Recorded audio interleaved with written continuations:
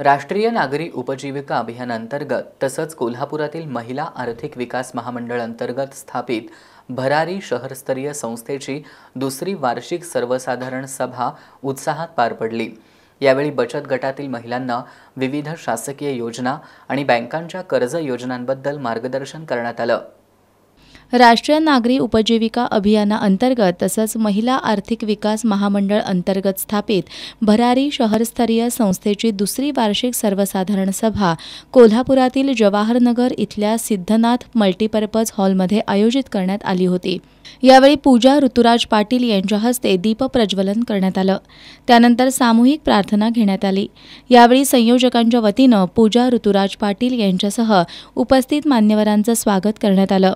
त्यांच्या हस्ते बचत गटातील महिलांना सन्मानित करण्यात आलं।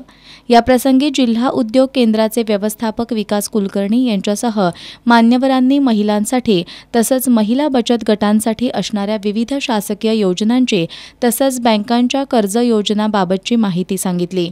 यावेळी बचत गटांमधील महिलांनी मनोगत व्यक्त केली। त्यानंतर सांस्कृतिक कार्यक्रमाचं सादरीकरण झालं।